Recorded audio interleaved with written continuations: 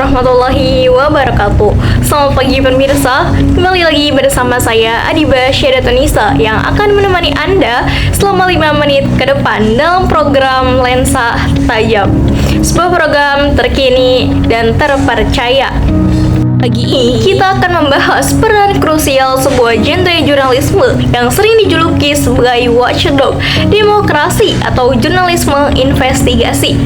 Pemirsa, di tengah maraknya informasi instan, mengapa jurnalisme investigasi tetap relevan sebagai pilar utama transparansi dan akuntabilitas publik? Sebelum melanjut kepada pembahasan utama, seperti biasa dalam pertemuan minggu-minggu kemarin dalam mata kuliah teknik reportase dan investigasi berita, selalu adanya praktek di awal perkuliahan, yang dimana praktek ini merupakan suatu pembelajaran untuk menjadi seorang news anchor, reporter, kameramen, maupun seorang narasumber. Jadi pemirsa, jurnalisme investigasi bukanlah suatu hal yang baru.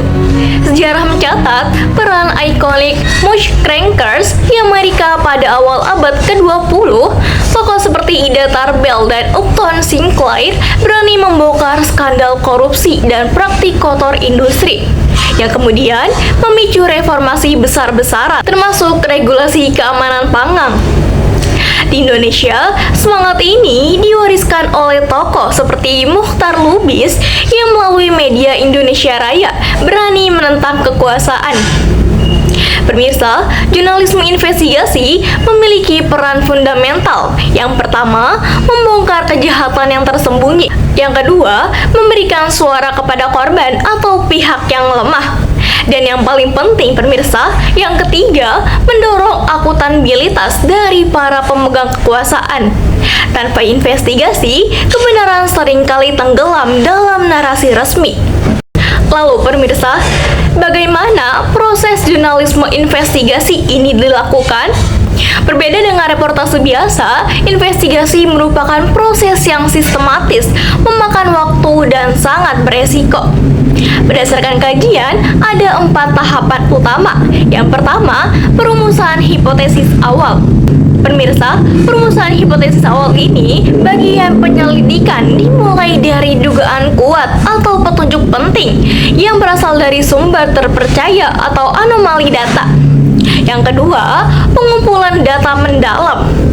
Reporter tidak hanya mengandalkan wawancara saja, mereka bekerja dengan data publik seperti dokumen, laporan keuangan, catatan pengadilan, data tersembunyi, hingga melakukan observasi dan penyamaran.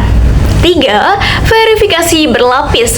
Setiap data dan kesaksian diverifikasi minimal dari 2 sumber independen atau lebih. Pemirsa, akurasi merupakan kunci karena hasilnya akan menuduh seseorang atau institusi. Lalu yang keempat, penulisan dan presentasi. Pemirsa, laporan harus disajikan dengan narasi yang kuat, didukung bukti yang tidak terbantahkan, dan tetap mengacu pada kaidah jurnalistik yang objektif. Proses yang ketat ini memastikan kredibilitas dan dampak hukum dari temuan investigasi. Tentu saja, proses yang beresiko ini harus dibentangi oleh prinsip etika yang kuat.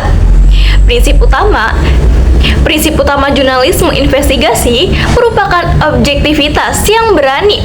Objektivitas di sini berarti mencari sebuah kebenaran, bukan mencari kesalahan, serta menghindari bias pribadi ataupun politik. Pemirsa, penting juga untuk memahami resiko etik.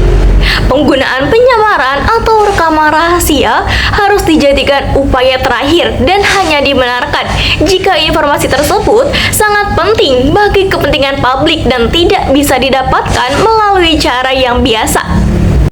Resiko praktisnya, jurnalisme investigasi sering menghadapi ancaman fisik, tuntunan hukum, hingga tekanan finansial. Inilah pemirsa, sebabnya mengapa jurnalisme investigasi membutuhkan independensi finansial dan perlindungan hukum yang memadai. Singkatnya pemirsa, jurnalisme investigasi merupakan investasi jangka panjang media dalam mewujudkan masyarakat yang transparan, Ia memaksa kita untuk melihat ke balik layar kekuasaan dan menjadi katalisator bagi perubahan sosial.